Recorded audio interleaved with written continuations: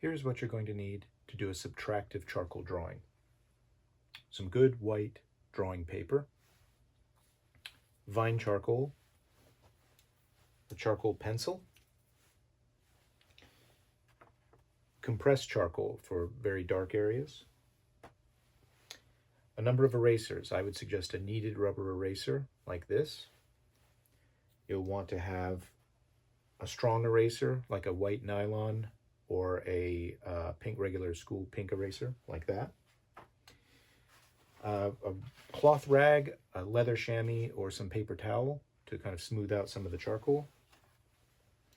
And I'm also going to use a regular old pencil eraser like this, just if I need to do some really detailed erasing.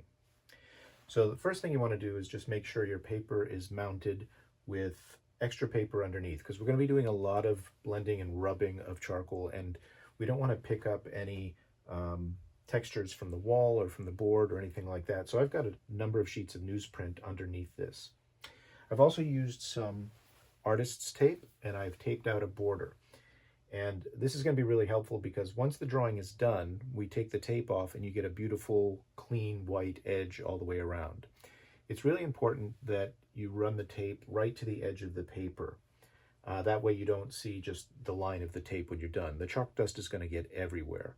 So you don't want to have like a little bit of paper showing. This is the paper behind it that you can see there. And because of the dust, I've also installed my little dust catcher here that I showed you last week. So this is just to catch all the dust that's going to be falling so it doesn't get on my floor. So the tape's on. I've got my vine charcoal, and I'm going to just start by toning the paper, and I want to get a nice even gray tone.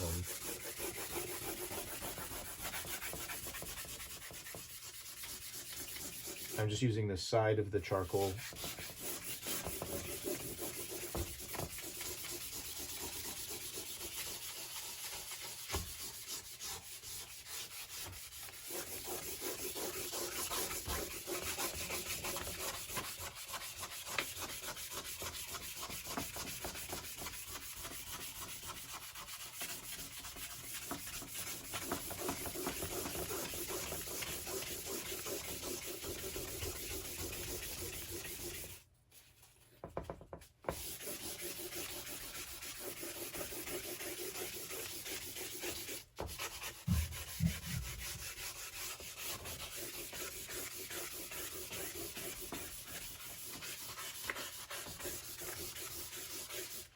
And you want it to be a pretty dark gray. You don't want to be too light. It's better to be too dark at this stage than too light.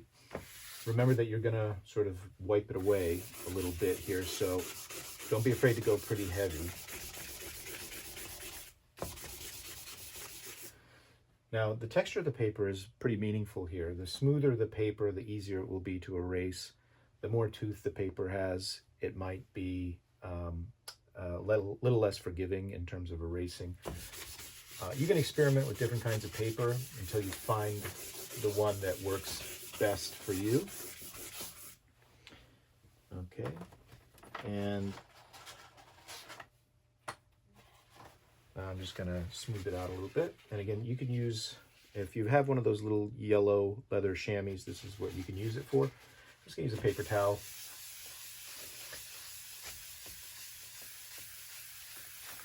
What I want is a pretty even, kind of smoky background. I don't want a lot of splotches.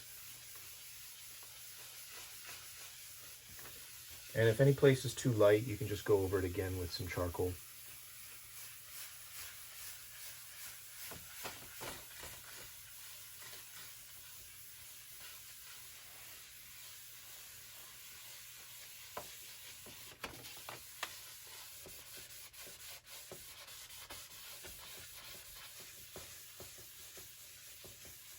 It's starting to look pretty good.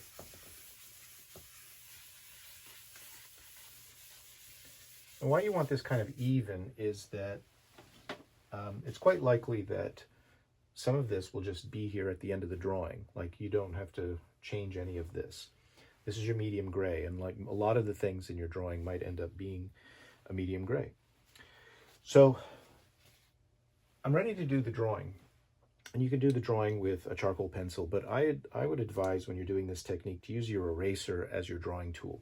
So you can either use the end of a pencil eraser like this, and you can set up a drawing.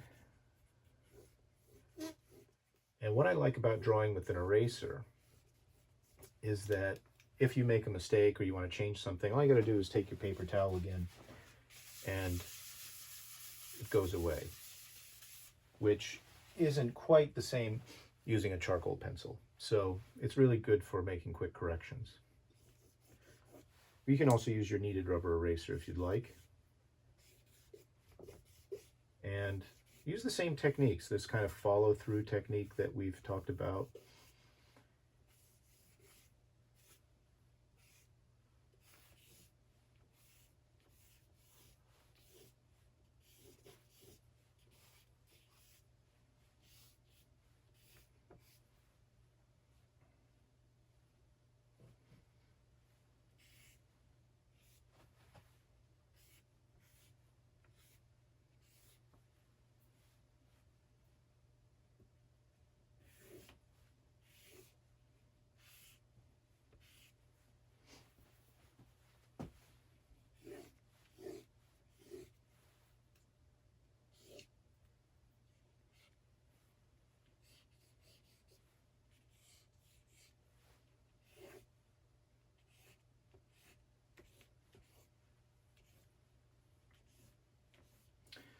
So what are the benefits of doing the tone paper? Well, when we start with a big piece of white paper, we end up adding value to it.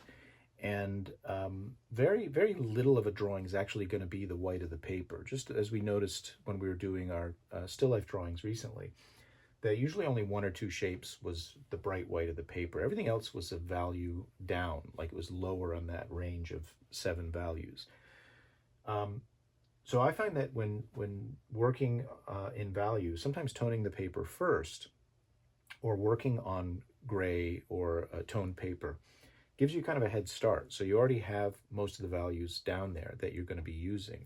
And then instead of adding darks, you're going to add lights. You're going to pull out the lights as you're working. It's a sort of a different way of working. It has, for some people, it makes a little bit more sense when you're drawing with light. And I find it tends to keep the drawing very cohesive. So you kind of there's already marks everywhere on the page. So everything kind of holds together pretty nicely. So my light source is coming from, say, the upper left side. So I'm going to start separating light from dark. So remember last time what we were doing was we were adding shadows. So I'm just going to pretty quickly rough in where the lights are going to be in this situation.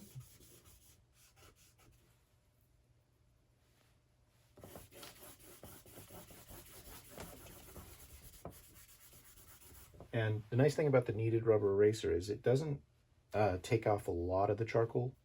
So it keeps everything in a pretty low contrast situation for the time being until you're ready to really push the values.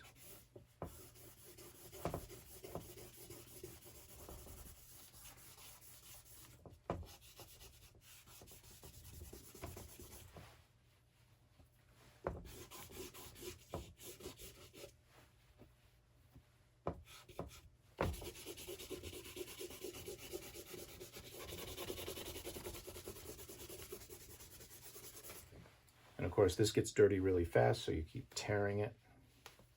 This is the way you clean these. I mean, eventually it gets to a point where you can't use it anymore, but you get a lot of life out of these. Just keep tearing it, and it kind of comes back to life.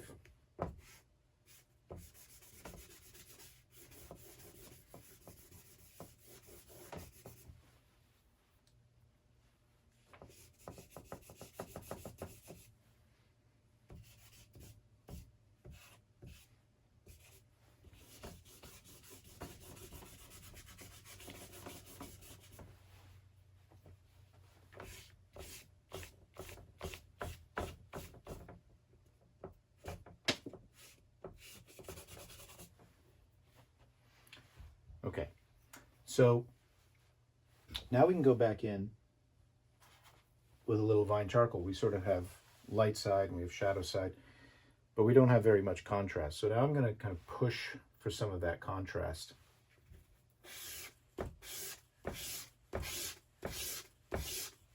And so if this is middle gray, so remember our charts of 7 values. If our basic tone here was the middle gray from our grid, then now I'm going to be pushing down to things that are darker than middle gray. So let's say that this shape is going to be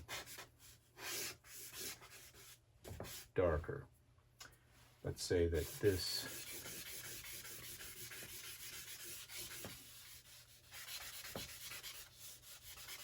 also going to be darker. This can stay middle gray. Maybe this.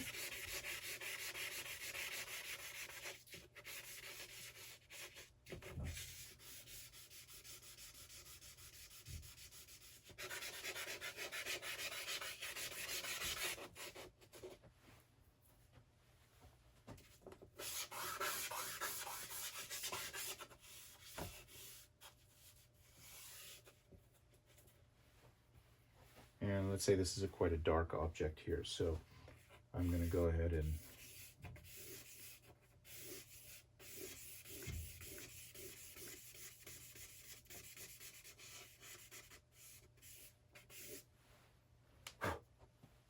push that a little bit.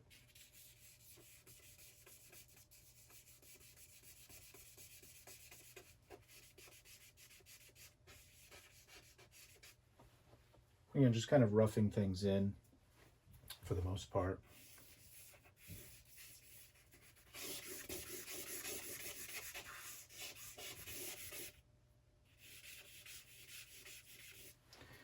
Now, if I want this to be much darker, I'm going to have to switch to my compressed charcoal. The vine charcoal doesn't get quite dark enough, so I'm going to just push this down a little bit.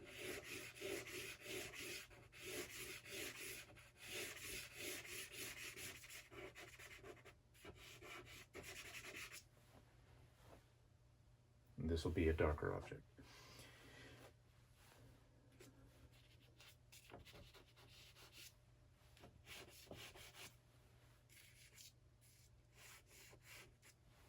And I can use my charcoal pencil anytime I want, but I usually save this for the very end for doing a little bit of refinement.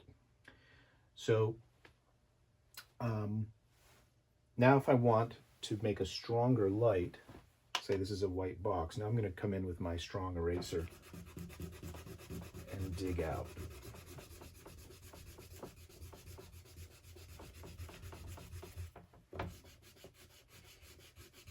And while I'm doing this, I'm also making corrections to the drawing. So if I feel like my line is a little crooked or this isn't straight up enough, I'm going to draw with the shapes of value.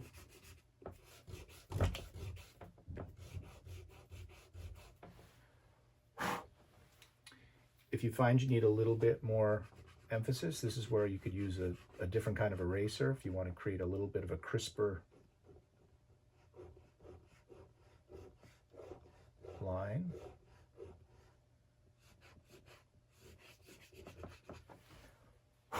What's kind of nice is you can just go back and forth. So if you put too much eraser there, you could come back in with the vine charcoal. Just clean up that edge a bit.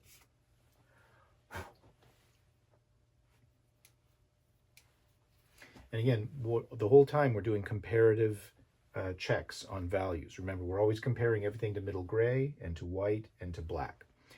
As you can see, in this method, it's really hard to get back to pure white. So we tend to like adjust everything down because of that. So we try to make everything a little bit darker so we feel like we have more contrast. So to make this feel more white, I might push that middle gray down just a little bit, create a little more contrast there. You notice I'm not doing any outlining, so I don't want to see any edge lines around things.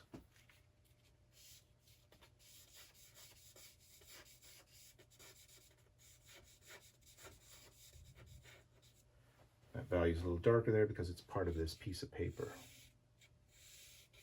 This is a shadow.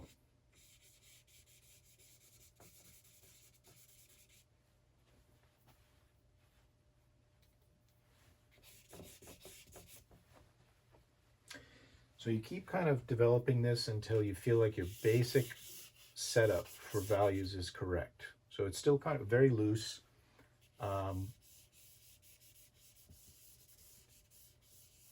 Not super refined just yet.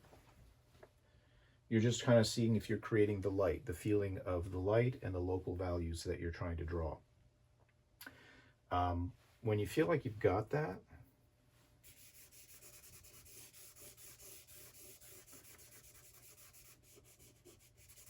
and you feel like the general layout of values is correct, then we can start refining this a little bit. So I'm going to do a little bit of that, and I'll do this probably in a little bit of fast motion.